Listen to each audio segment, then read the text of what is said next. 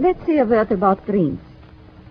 We all have thoughts which we never knew we had. They are too uncomfortable, too incompatible with our adult self to be remembered.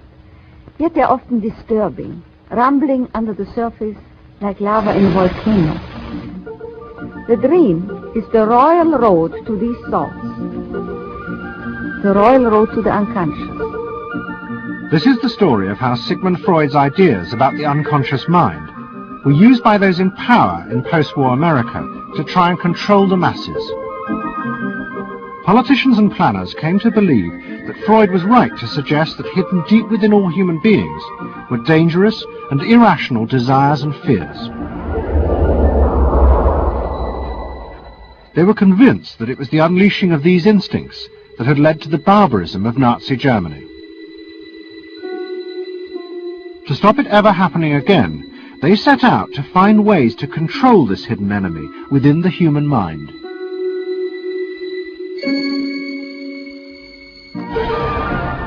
At the heart of the story are Sigmund Freud's daughter Anna and his nephew Edward Bernays, who had invented the profession of public relations. Their ideas were used by the US government, big business and the CIA to develop techniques to manage and control the minds of the American people.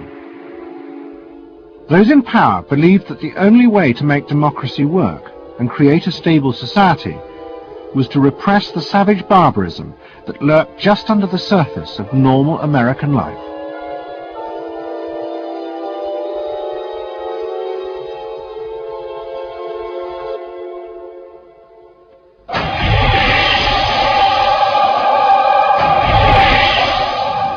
The story begins in the middle of the fierce fighting of the Second World War. As the fighting intensified, the American army was faced by an extraordinary number of mental breakdowns among its troops. 49% of all soldiers evacuated from combat were sent back because they suffered from mental problems. In desperation, the army turned to the new ideas of psychoanalysis. They made a film record of the experiment using hidden cameras. It says here on your record that you had headaches and that you had crying spells. Yes, sir. I believe in your profession is called nostalgia. In other words, homesickness. Yes, sir. Mm-hmm. It was induced when shortly before the war I received a picture of my sweetheart. Yes.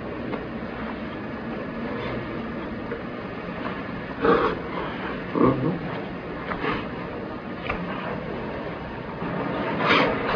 I'm sorry, I can't continue. That's all right. It was the first time that anyone had paid such attention to the feelings and anxieties of ordinary people. At the heart of the experiment were a number of refugee psychoanalysts from Central Europe. They worked with American psychiatrists to guide and shape the project. When I first came to America, I worked in the psychiatric service with soldiers trying to rehabilitate them. And I traveled in the train from the East Coast to the West Coast. I was enormously curious what goes on in all of those little towns that the train is passing.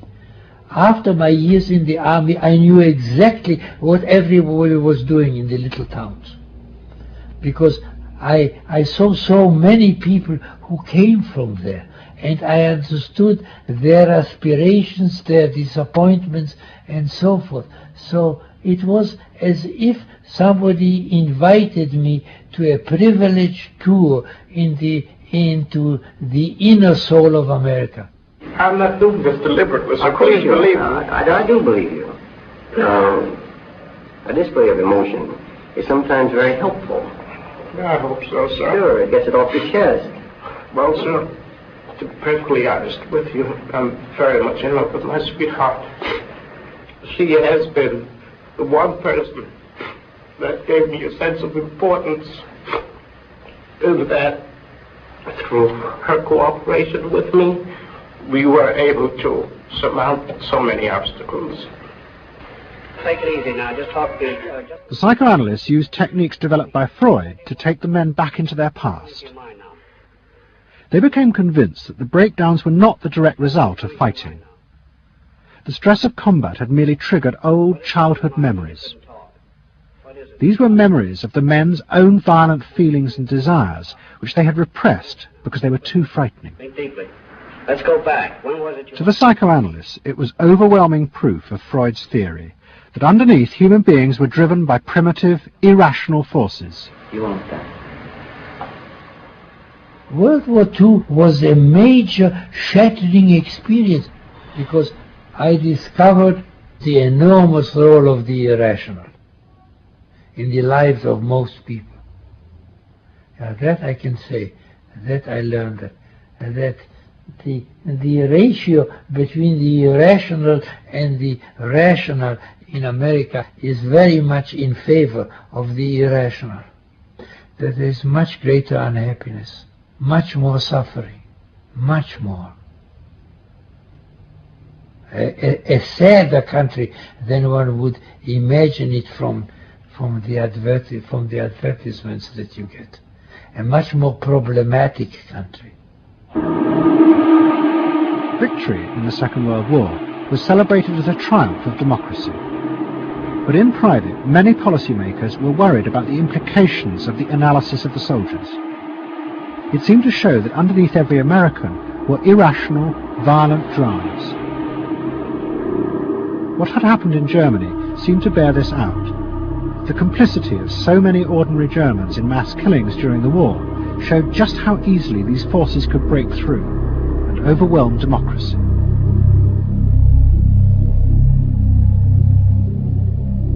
Planners and policymakers had been convinced by their experiences during World War II that human beings could act very irrationally because of this sort of teeming and raw and unpredictable emotionality, the kind of chaos that lived at the base of human personality could, in fact, infect the society, social institutions, to such a point that the society itself would become sick.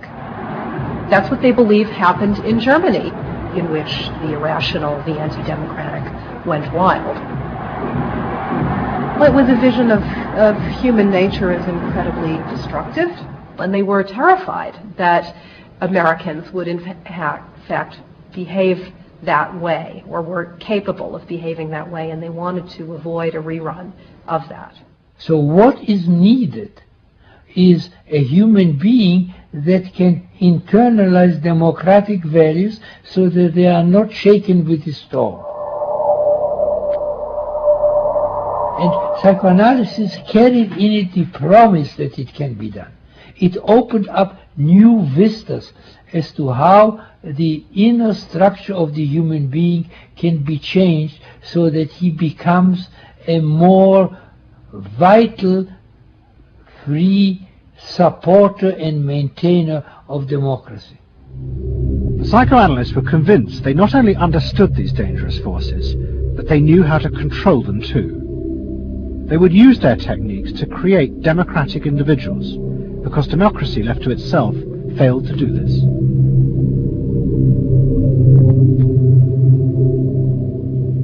The source of this idea was not only Sigmund Freud, but his youngest daughter, Anna. She had fled with her father to London before the outbreak of war, and after he died, Anna Freud became the acknowledged leader of the world psychoanalytic movement. She saw her job as to fulfill her father's dream of making his ideas accepted throughout the world. At the center of the Freud movement stood Tante Anna, because she managed to work herself into that position. She was recognized as that, and not just because she was a daughter. She worked on that. She was rather forbidding. She was not, to me, a warm person, not an aunt you could kiss or put your arms around. Not at all. And her whole life rotated around the spreading of psychoanalysis.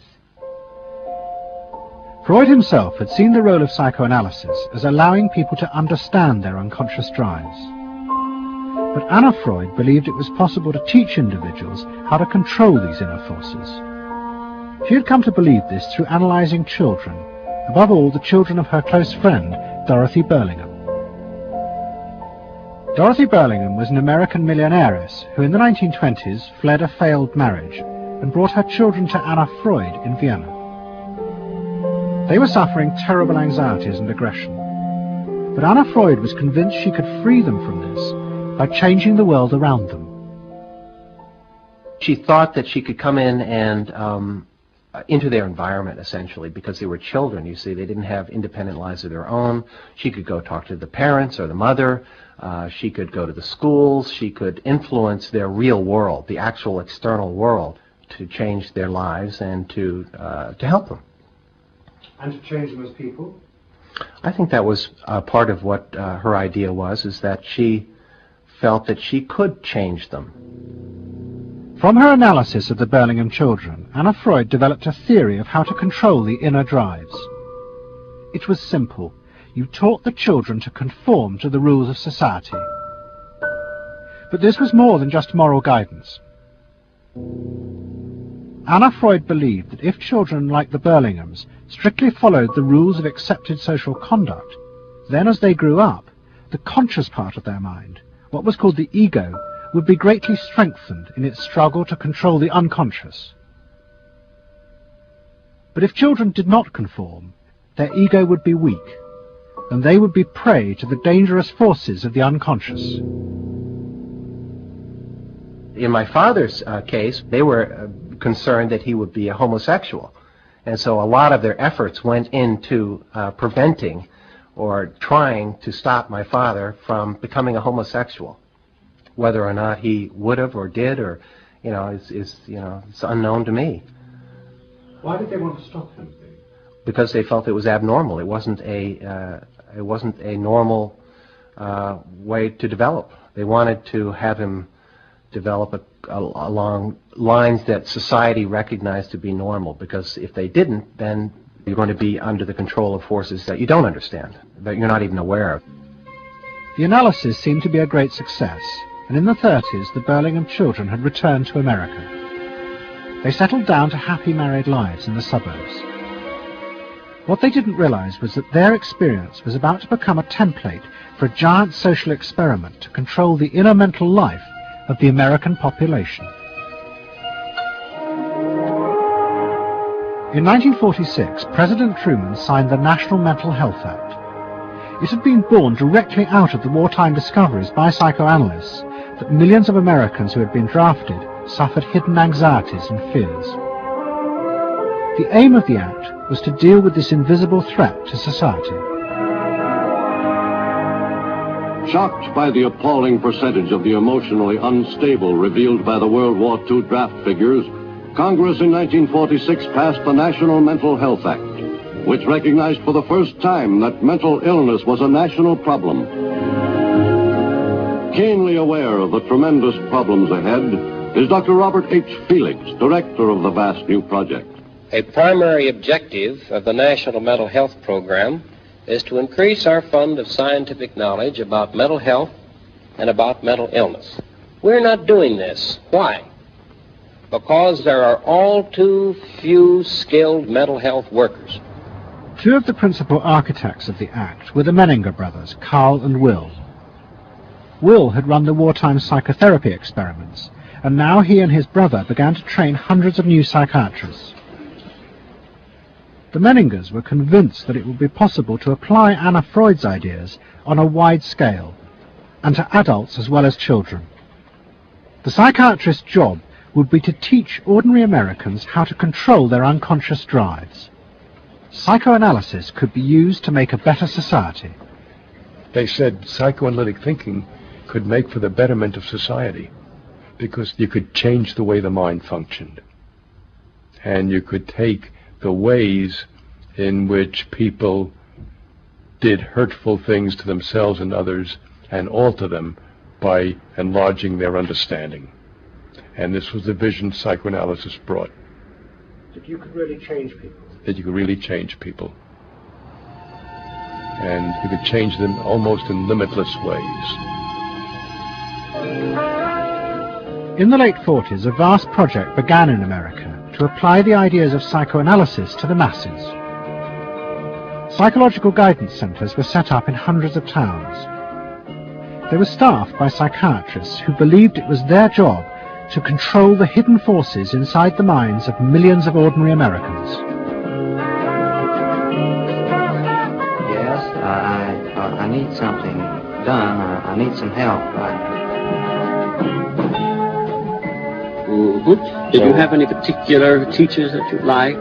Sort? I liked all my teachers except one, I remember. Well, what was the trouble with this one? I don't know, she just scared me most of the time. Holler at me and I'd run outside and vomit. I hate my brother. Loathe him. Despise him. At the same time, thousands of counselors were trained to apply psychoanalysis to marriage guidance. And social workers were sent out to visit people's homes and advise on the psychological structure of family life. Behind all this was the fundamental idea of Anna Freud's, that if people were encouraged to conform to the accepted patterns of family and social life, then their ego would be strengthened. They would be able to control the dangerous forces within them. When your emotions control your actions, it affects not only yourself, but the people around you. And if this sort of flare-up is repeated often, it might lead to a permanently warped personality. You can control the fire of your emotions so that your personality becomes more pleasant. So we expect that someone who's been through that experience will be much more insightful, much more understanding, and a much better regulated person. And what happens to the guy? And regulation includes being able to let go, as it were, to enjoy a football game or a soccer game.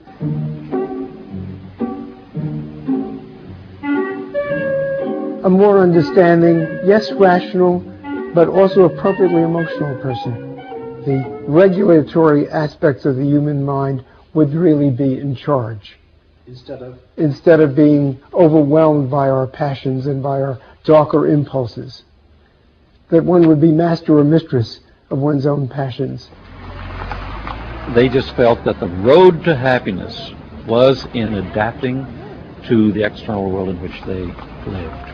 That people could be uncrippled from their own neurotic conflicts and impulses, that they would not engage in self-destructive behavior, that they would in fact adapt to the reality about them. They never questioned the reality. They never questioned that it might itself be a source of evil or something to which you could not adapt without compromise or without suffering or without exploiting yourself in some way. So there was this fit with the politics of the day. And a balance of emotions is important to a well-rounded personality. But it was only the beginning of the rise to power of psychoanalysis in America. Psychoanalysts were about to move into big business and use their techniques not just to create model citizens, but model consumers. Last week's episode showed how Freud's American nephew, Edward Bernays, had been the first to convince American corporations that they could sell products by connecting them with people's unconscious feelings. But now, a group of psychoanalysts were going to take what Bernays had begun and invent a whole range of techniques to get inside and manage the unconscious mind of the consumer. They were led by Ernest Dichter.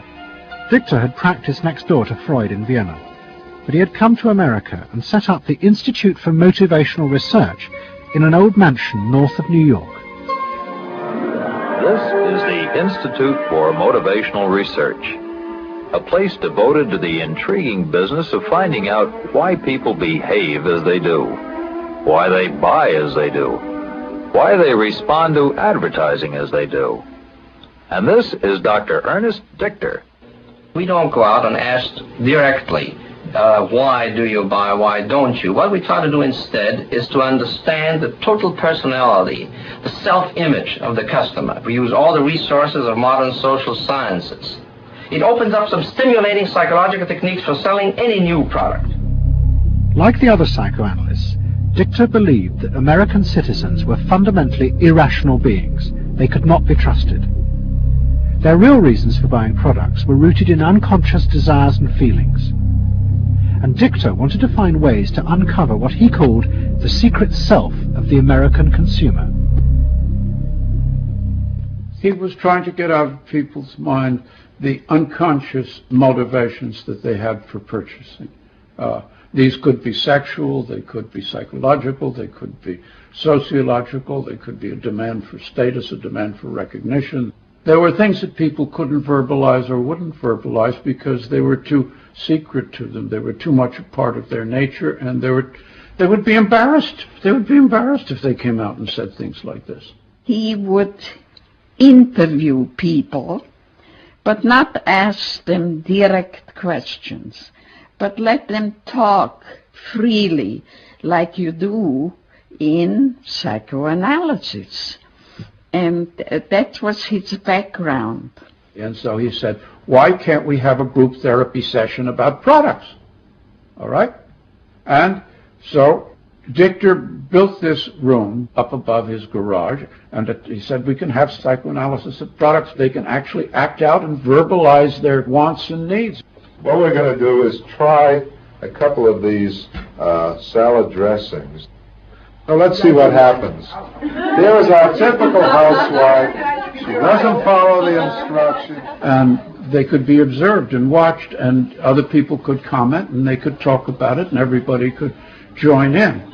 He was the first to do this. This was absolutely the first thing that was ever done. And he had a movie projector up there where you could show advertisements and things like that, and people could react to them. And he invented the whole technique for mining the unconscious about the hidden psychological wants that people had about products. This became the focus group. It worked! Dichter's breakthrough came with a focus group study he did for Betty Crocker Foods. Like many food manufacturers in the early 50s, they had invented a new range of instant convenience foods. But although consumers had told market researchers they would welcome the idea, in fact, they were refusing to buy them. The worst problem was the Betty Crocker cake mix. Dichter did a series of focus groups where housewives free associated about the cake mix. He concluded that they felt unconscious guilt at the new image being promoted of ease and convenience. In other words, he understood that the barrier to the consumption of the product was the housewife's feeling of guilt about using it. They basically, on one hand, wanted to make it easy for themselves, but they felt guilty about it. So what you've got to do in those circumstances is remove the barrier being guilt. The way you do that is to give the housewife a greater sense of participation. And how do you do that? By adding an egg. Simple as that. As simple as that. Dichter told Betty Crocker to put an instruction on the packet that the housewife should add an egg. It would be an unconscious symbol, he said, of the housewife mixing in her own eggs as a gift to her husband, and so would lessen the guilt. Betty Crocker did it, and the sales soared. My cake is ready. The consumer may have basic needs that the consumer himself or herself doesn't fully understand. You have to know what those needs are in order to fully exploit the consumer. Is it wrong to give people what they want by taking away their defenses, helping remove their defenses? It seems so much longer than last year. It is. Nearly 4 inches longer in some models. Oh! Dichter's success led to a rush by corporations and advertising agencies to employ psychoanalysts. They became known as the Depth Boys, and they promised to show companies how to make millions by connecting their products with people's hidden desires. Dichter himself became a millionaire, famous for inventing slogans like "a tiger in your tank." Even the marketing of the Barbie doll came from a children's focus group. And so it goes. But Dichter was convinced that this was far more than just selling. Like Anna Freud, he believed that the environment could be used to strengthen the human personality. And products have the power both to sate inner desires and give people a feeling of common identity with those around them. It was a strategy for creating a stable society. Dichter called it the strategy of desire. To understand a stable citizen You have to know that modern man quite often tries to work off his frustrations by spending on self-gratification. Modern man is eternally ready to fill out his self-image by purchasing products which complement it. If you identify yourself with a product, it can have a therapeutic value.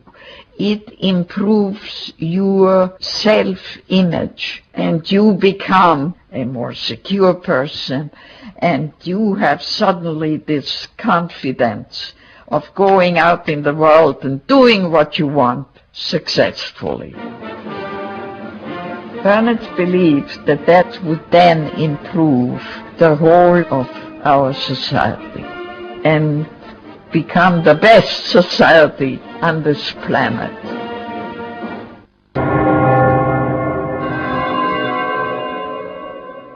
By the early 50s, the ideas of psychoanalysis had penetrated deep into American life.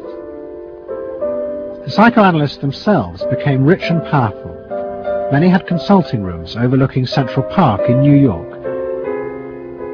Politicians and famous writers like Arthur Miller and Tennessee Williams became their patients. They were seeking not just help, but to understand the hidden roots of human behavior. We were sought after. Washington was interested in what we think. You know, the important writers, important politicians were undergoing psychoanalysis. It was, we had waiting lists because there were so many patients that wanted to be analyzed. So it gave us a little bit of a swellhead. And as the psychoanalysts' ideas took hold in America, a new elite began to emerge in politics, social planning, and in business. What linked this elite was the assumption that the masses were fundamentally irrational. To make a free market democracy like America work, one had to use psychological techniques to control mass irrationality. They actually believed that this elite was necessary because individual citizens were not capable, if left alone, of being democratic citizens. The elite was necessary in order to create the conditions that would produce individuals capable of behaving as a good consumer and also behaving as a democratic citizen. They didn't see their activities as anti-democratic, as undermining the capacity of individual citizens for democracy. Quite the opposite. They understood that they were creating the conditions for democracy's survival and future. The rise of psychoanalysis to power in America was an extraordinary triumph for Anna Freud and her tireless promotion of her ideas. She remained in England, living with Dorothy Burlingham. On the surface, it was an idyllic life. She and Dorothy had bought a weekend cottage on the Suffolk coast. And in the summers, Dorothy's children came from America to visit with the grandchildren. But underneath, things were going badly wrong. Both Bob and Mabby Burlingham, who Anna Freud had analysed in the 1930s, had suffered personal breakdowns, and their marriages were collapsing. Bob was drinking heavily, and Mabby suffered terrible anxieties. The real reasons for the visits to England were yet more analysis with Anna Freud. Well, the problem was that it didn't look very good, did it? Because here you have somebody who's having nervous breakdowns and is having alcoholic binges. And this is not exactly, doesn't really sit well. Well, you know, from a humane standpoint, obviously this is not desirable. You know, you want to help these people. But it also had the wider ramifications of everybody in analysis, in analytic circles, knew that Bob and Mabby were guinea pigs.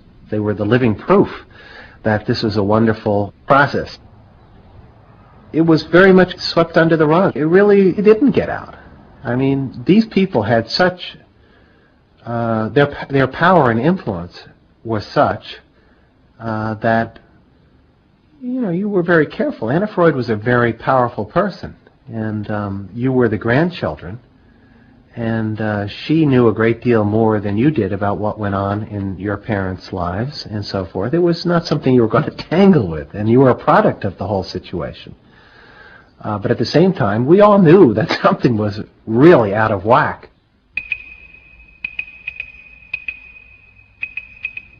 As she grew older, she became more and more important, didn't she? Politically and scientifically, but she didn't know when to stop. She was a bit too righteous. What she did was always the thing, and she would never, to my knowledge, acknowledge that she could make a mistake or be wrong. That is my feeling. But the power and influence of the Freud family in America was about to grow even more. Politicians were about to turn to Anna Freud's cousin, Edward Bernays, for help in a time of crisis. He was going to manipulate the inner feelings and fears of the masses to help America's politicians fight the Cold War. I don't mean to say, and no one can say to you, that there are no dangers. Of course there are risks if we are not vigilant. But we do not have to be hysterical. In 1953, the Soviet Union exploded its first hydrogen bomb, and the fear of nuclear war and communism gripped the United States. Those in power became concerned about how to reassure the population. Committees were set up and public information films made, appealing for calm in the face of new threats, like nuclear fallout. It's the fallacy of devoting 85% of one's worrying capacity to an agent that constitutes only about 15% of an atomic bomb's destroying potential. At this point, Edward Bernays was living in New York. In the 1920s, he had invented the profession of public relations, and was now one of the most powerful PR men in America. He worked for most of the major corporations and advised politicians, including President Eisenhower. Like his uncle Sigmund, Bernays was convinced that human beings were driven by irrational forces. The only way to deal with the public was to connect with their unconscious desires and fears. Bernays argued that instead of trying to reduce people's fear of communism, one should actually encourage and manipulate the fear, but in such a way as it became a weapon in the Cold War. Rational argument was fruitless. What my father understood about groups is that they are manipulable, they're malleable, and that you can tap into their deepest desires or their deepest fears and use that to your own purposes. I don't think he felt that all those publics out there had reliable judgment, that they very easily might vote for the wrong man or want the wrong thing, so that they had to be guided from above. One of Bernays' main clients was the giant United Fruit Company. They owned vast banana plantations in Guatemala in Central America. For decades, United Fruit had controlled the country through pliable dictators. It was known as a banana republic. But in 1950, a young officer, Colonel Arbenz, was elected president. He promised to remove United Fruit's control over the country. And in 1953, he announced the government would take over much of their land. It was a massively popular move, but a disaster for United Fruit, and they turned to Bernays to help get rid of Arbenz. United Fruit brings in Bernays, and he basically understood that what United Fruit Company had to do was change this from being a popularly elected government that was doing some things that were good for the people there into this being very close to the American shore, a threat to American democracy, that it being at a time in the Cold War when Americans responded to issues of the Red Scare and what communism might do, he was trying to transform this, and brilliantly did transform it into an issue of a communist threat very close to our shores, taking United Fruit again as a commercial client out of the picture and making it look like a question of American democracy, American values being threatened. In reality, Arbenz was a democratic socialist with no links to Moscow. But Bernays set out to turn him into a communist threat to America. He organized a trip to Guatemala for influential American journalists. Few of them knew anything about the country or its politics. Bernays arranged for them to be entertained and to meet selected Guatemalan politicians who told them that Arbenz was a communist controlled by Moscow. During the trip, there was also a violent anti-American demonstration in the capital. Many of those who worked for United Fruit were convinced it had been organized by Bernays himself. He also created a fake independent news agency in America called the Middle American Information Bureau. It bombarded the American media with press releases saying that Moscow was planning to use Guatemala as a beachhead to attack America. All of this had the desired effect. In Guatemala, the Jacob Arbenz regime became increasingly communistic after its inauguration in 1951. Communists in the Congress and high governmental positions controlled major committees, labor and farm groups, and propaganda facilities. They agitated and led in demonstrations against neighboring countries and the United States. What was profoundly new in terms of what Bernays did is he took this menace to our backyard in Guatemala. For the first time, we saw Reds a couple hundred miles from New Orleans who Eddie Bernays had us believing were a true threat to us, that it was going to be a Soviet outpost in our backyard. But what Bernays was doing was not just trying to blacken the Arbenz regime. He was part of a secret plot. President Eisenhower had agreed that America should topple the Arbenz government, but secretly. The CIA were instructed to organize a coup. Working with the United Fruit Company, the CIA trained and armed a rebel army and found a new leader for the country called Colonel Armas. The CIA agent in charge was Howard Hunt, later one of the Watergate burglars. What we wanted to do was have a terror campaign to terrify Arbenz particularly, terrify his troops, much as the German Stuka bombers terrified the population of Holland, Belgium, and Poland at the onset of World War II, and just rendered everybody paralyzed. As planes flown by CIA pilots dropped bombs on Guatemala City, Edward Bernays carried on his propaganda campaign in the American press. He was preparing the American population to see this as the liberation of Guatemala by freedom fighters for democracy.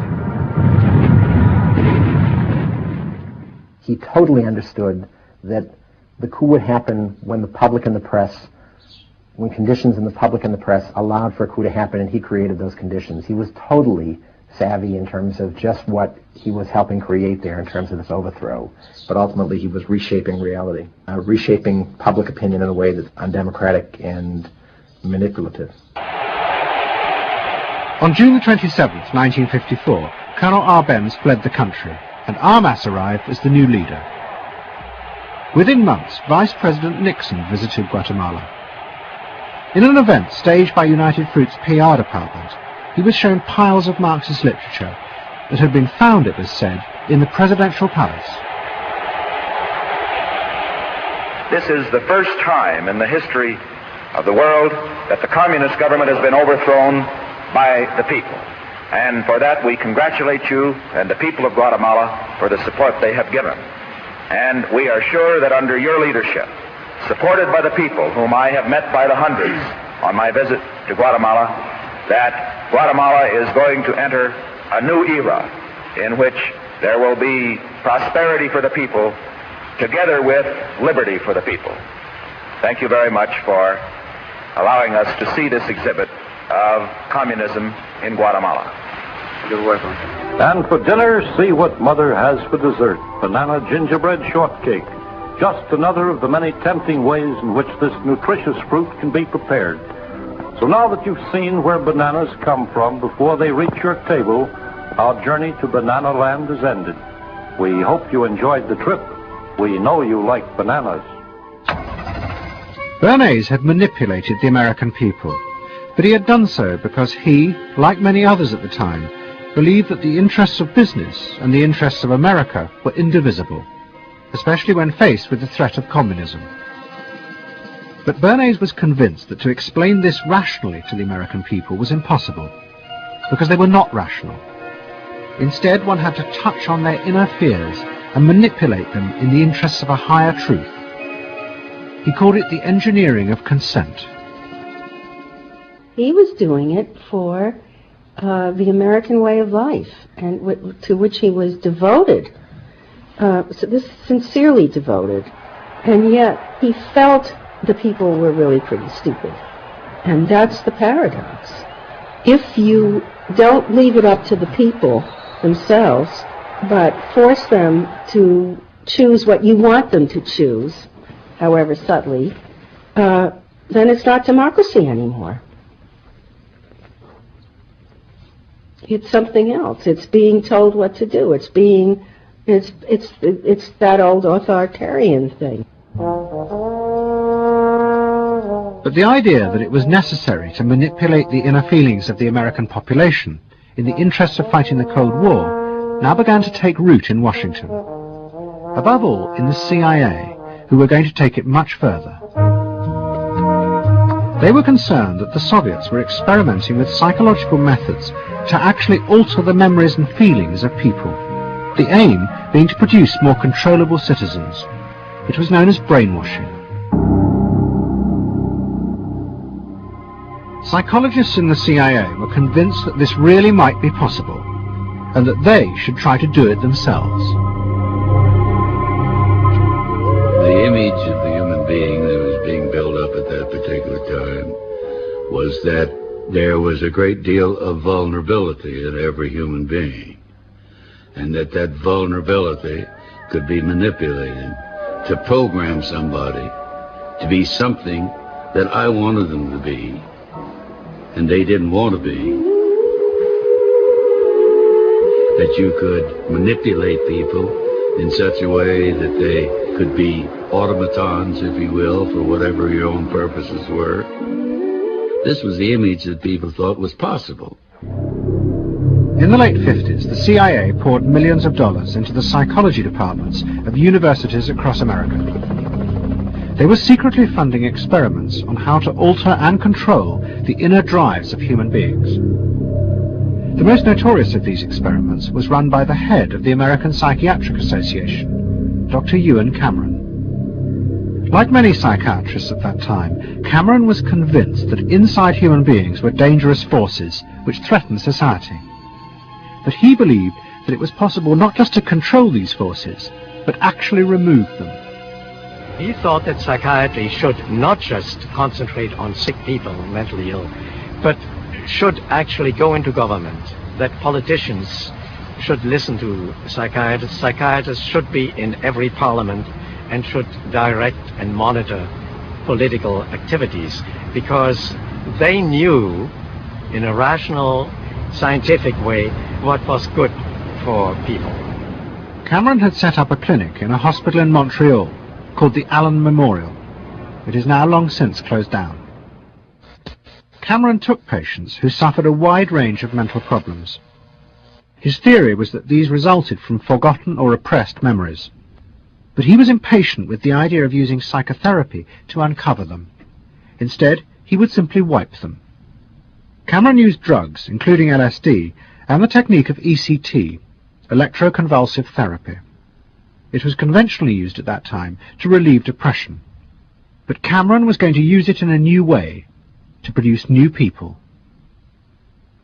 He was really using it to try and change the fundamental function of the individual, to alter their past memories, their past ways of behaving, and as I think he said at one point, it is to just sort of erase everything from their past, so that you then had a slate in which you could record new ways of behavior. And so he used massive doses of shock, people receiving several shocks a day, and over a course of time, hundreds of ECT treatments, so that they were just reduced to a sort of a very primitive vegetable state.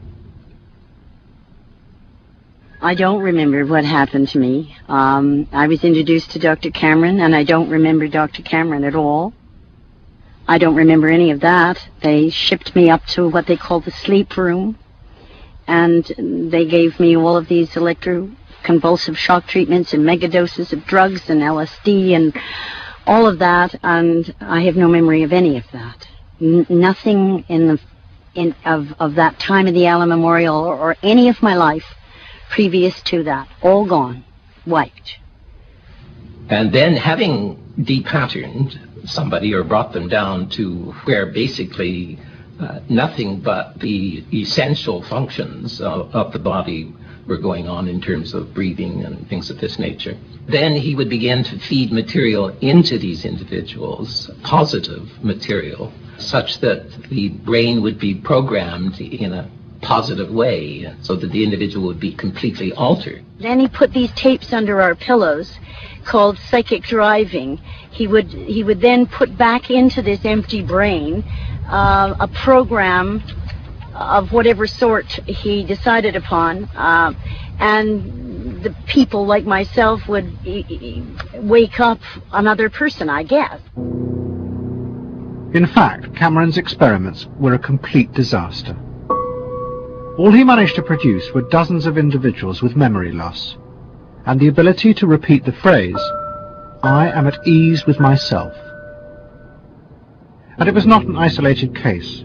Almost all the experiments the CIA funded were equally unsuccessful. Despite their ambitions, American psychologists were beginning to find out how difficult it was to understand and control the inner workings of the human mind. We had been really chasing a phantom, if you will, an illusion, that the human mind was more capable of manipulation from the outside by outside factors than it is. We found out that the human being is an extremely complex thing. There were no simple solutions. But you've just got to bear in mind that these were very strange times. The psychoanalysts had come to power in America because of their theory that they knew how to control the dangerous forces inside human beings. But now the psychoanalysts were about to face a high-profile failure that would lead people to begin questioning the very basis of their ideas. It began in Hollywood. The film industry had become fascinated by psychoanalysis, and Anna Freud was a powerful influence on dozens of analysts in Los Angeles. They treated film stars, directors, and studio bosses. Anna Freud's closest friend was the most sought-after of all, Ralph Greenson. And in 1960, the most famous star in the world turned to Greenson for help. Marilyn Monroe was suffering from despair and had become addicted to alcohol and drugs. Well, when I walked in to dinner, here was Marilyn Monroe. I'd made a picture with her called All About Eve. This is dinner at Ralph Greenson's? Yes. And the only thing was that Ralph was trying to show her, Romy, I never called him Ralph in my life, Romy was trying to show her that the way a family life ought really to be. So we were walking the dog after us. I said, "What the hell are you doing here?" I said, "You never asked me to dinner." And he said, "You weren't that sick." And I said, "Oh, no." He said, "The point is just this child has no frame of reference. In other words, she doesn't know what the goal is." What Greenson did was follow Anna Freud's theory. If Marilyn Monroe could be taught to conform to what society considered a normal pattern of life, that would help her ego control her inner destructive urges. But Greenson pushed it to an extreme. He persuaded Monroe to move into a house nearby that was decorated like his own. He then took her into his own family life, and he, his wife, and his daughter played at being Monroe's own family. Greenson himself would become the model of conformity. And so this someone whom she regarded as important and whom she idealized, if he turned out to be a very gratifying father figure, her ego would benefit from that. That was the theory. His wife and children, everyone was involved, yeah. They were strengthening the person. They were strengthening the mind. They were strengthening the agent that controls inner life against adversity, against insufficiency, against too much frustration. So that Marilyn Monroe would no longer be a helpless person looking for love. She'd have enough love. But despite all his efforts, Greenson was unable to help Marilyn Monroe.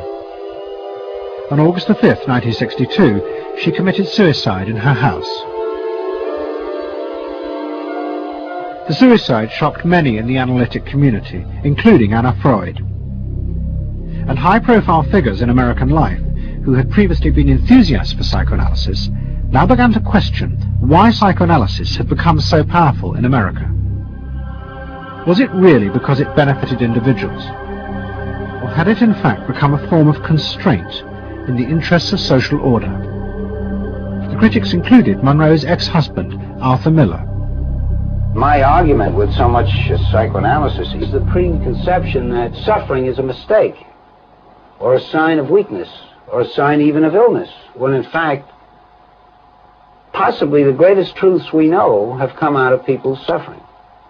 That the problem is not to undo suffering or to wipe it off the face of the earth, but to make it inform our lives, instead of trying to cure ourselves of it constantly and avoid it. And avoid anything but that lobotomized sense of what they call happiness.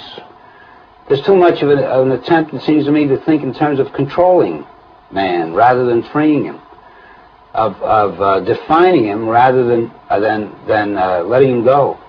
Mm-hmm. And it's part of the whole ideology of this age, which is power mad.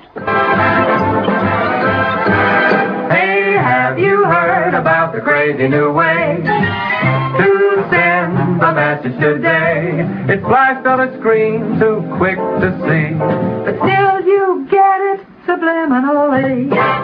At the same time, an onslaught was launched on the way psychoanalysis was being used by business to control people. The first blow came with a bestseller, The Hidden Persuaders, written by Vance Packard. It accused psychoanalysts of reducing the American people to emotional puppets, whose only function was to keep the mass production lines running.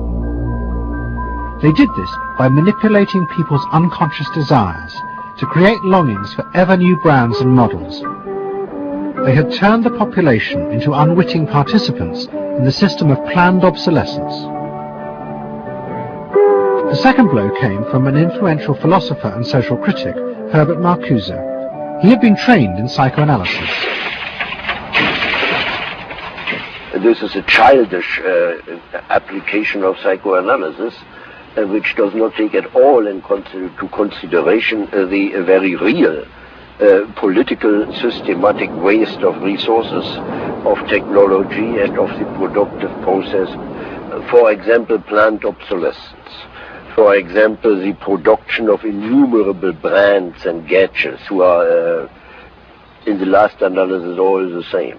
The production of innumerable different marks of automobiles. And this prosperity at the same time, consciously or unconsciously, leads to a kind of schizophrenic existence.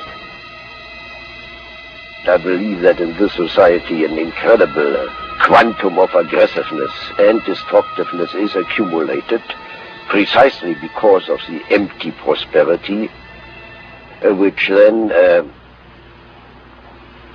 simply erupts.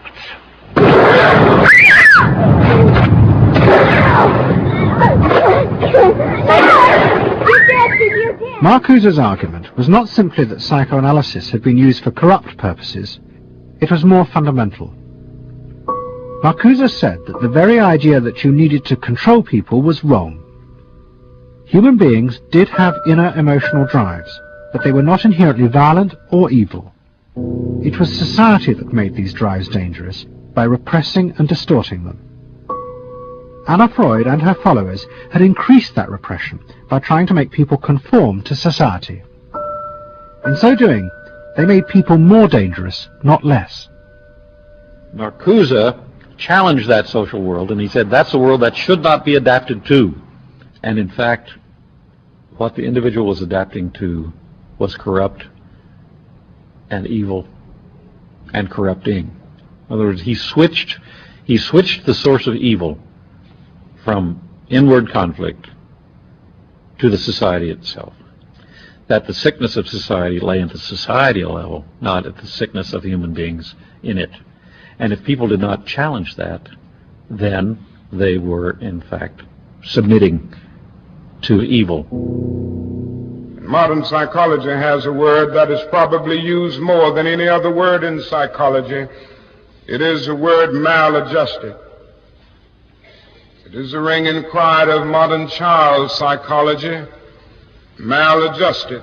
Now, of course, we all want to live the well-adjusted life in order to avoid neurotic and schizophrenic personalities. But as I move toward my conclusion, I would like to say to you today, in a very honest manner, that there are some things in our society and some things in our world for which I'm proud to be maladjusted. And I call upon all men of goodwill to be maladjusted to these things until the good society is realized. I must honestly say to you that I never intend to adjust myself to racial segregation and discrimination. I never intend to adjust myself to religious bigotry. I never intend to adjust myself to economic conditions that will take necessities from the many to give luxuries to the few and leave millions of God's children smothering in an airtight cage of poverty in the midst of an affluent society. The political influence of the Freudian psychoanalysts was over. Instead, they were now accused of having helped to create a repressive form of social control. Anna Freud and Dorothy Burlingham lived on in Sigmund Freud's old house in London. In 1970, Dorothy's son Bob died of alcoholism. And in 1973, his sister Mabby returned for yet more analysis with Anna Freud.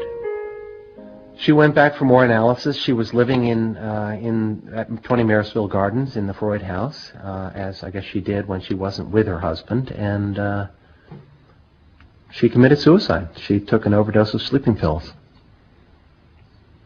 In Freud's own house? In Freud's own house, right.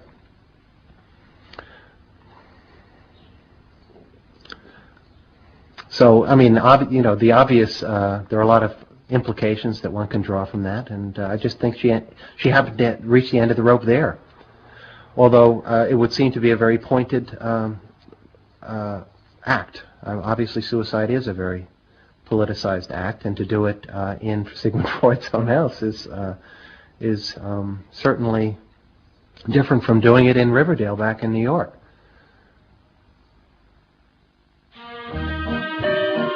Next week's episode will tell the story of the rise to power of the enemies of the Freud family.